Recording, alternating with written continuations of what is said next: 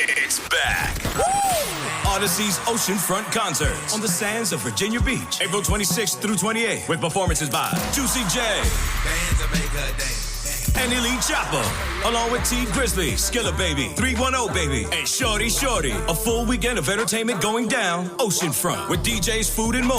Odyssey's Oceanfront Concerts. Get your tickets now at OdysseyOceanfrontConcerts.com. That's AUDACY, OceanfrontConcerts.com. Here is Keith O'Brien. Keith, I apologize for not getting to you sooner. It's on me. It's my fault. Welcome to the show.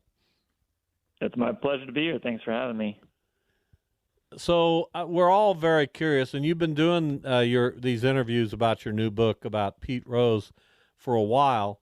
What's a recurring theme, questions you're getting asked again and again?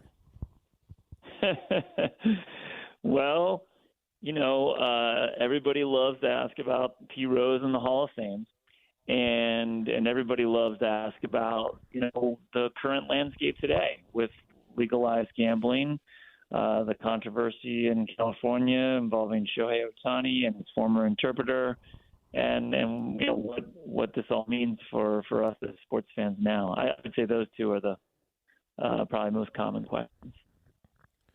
So, yeah, Pete Rose is for better and worse, one of the most strong-willed people who has ever lived, willed himself to the major leagues in a lot of ways. Obviously, the accomplishments he achieved were force of will in a lot of ways, too. So in what ways could you kind of see that aspect of his personality developing while he was younger?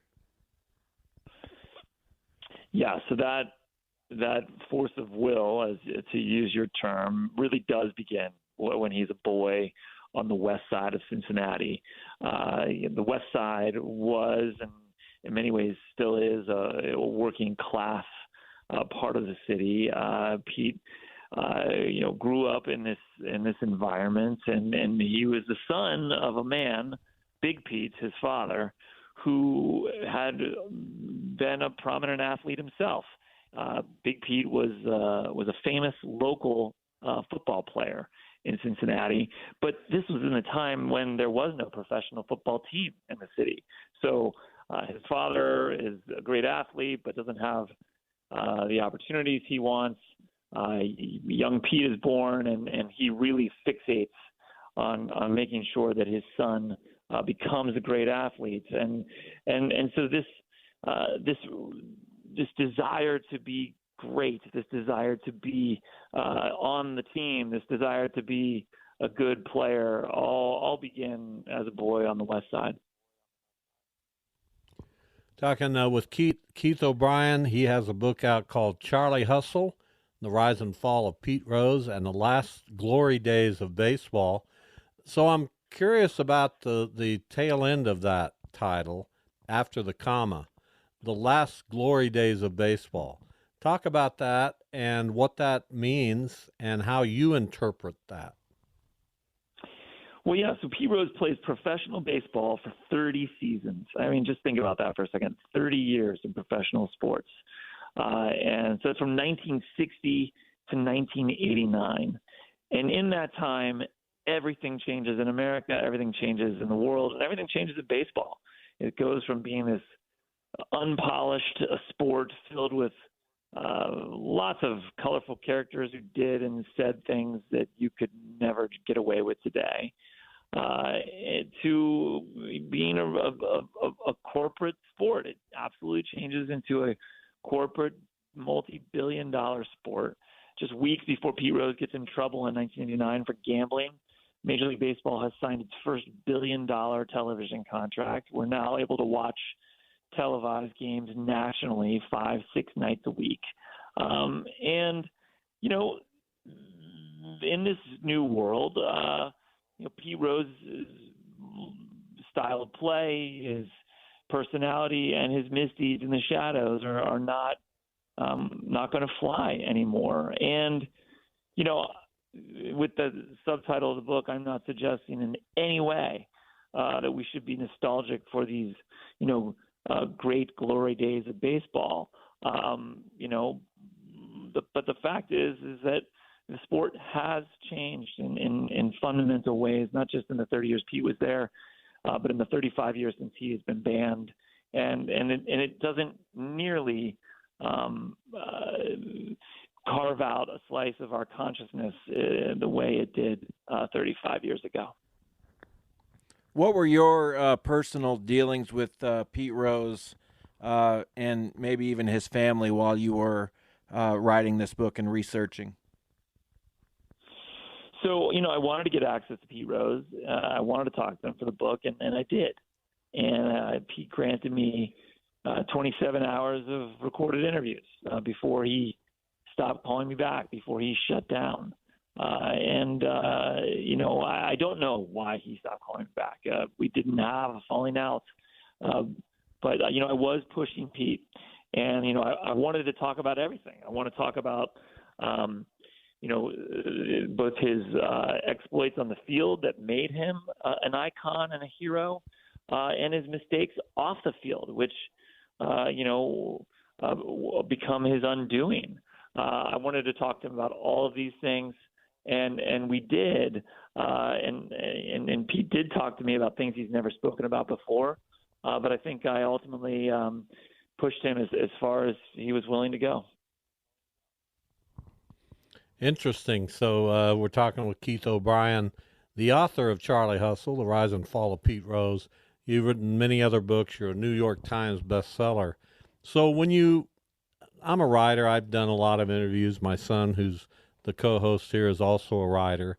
So when you sat down with Pete Rose, do you go into that with expectations? You're a Cincinnati guy. You grew up in that community. You're very aware of what the Reds represented at that time when he was part of the Big Red Machine. Did you go into those interviews with any expectations? And did you leave those interviews disappointed, happy, content? I'm just curious about some of the emotions that you personally felt in your dealings with Pete Rose. Yeah, interesting, of course. I want to be clear. The book, is a work of narrative nonfiction, reported nonfiction. I'm not part of the story at all. There's no me, there's no I, there's no first person. But you're right. I did grow up in Cincinnati. I know what it did feel like to live there at the peak of Pete's fame in the 1980s, and I know exactly what it felt like in 1989 when he gets in trouble. I felt all of those emotions at the time, and I try to use those emotions to guide my reporting. I would say that I felt lots of different emotions while I was, talking with Pete Rose. He does have a certain charisma to him that is palpable, and he has a certain charm to him as well. And people feel that when they're with him. And I certainly did. But my job in being with him was to ask questions and was to get to the core of the truth. And a lot of the questions I had to ask Pete were the follow-up questions, like why? Why did you lie? Why did you lie for so long? Why'd you start gambling in the first place? And why'd you bet on baseball? All of these things were key questions. And, my job as a journalist is to, try to get answers to questions. And that's what I try to do in the time I had with Pete Rose. So, Keith, I don't mean to be morbid with this question, but I would say it's probably fair to say, and you can correct me if I'm wrong, that the staunchest defenders of Pete Rose are from an older generation, people who saw him play and really think of him as a player first and what he meant as an on-field baseball player. What happens when some of those people aren't around anymore, and what about Pete, as far as public opinion goes, changes when he's not around anymore? Yeah, great questions. the short answer is I don't know. I don't know what's going to happen. As time moves on. One reason why I wanted to write the book was to remind us of this whole story.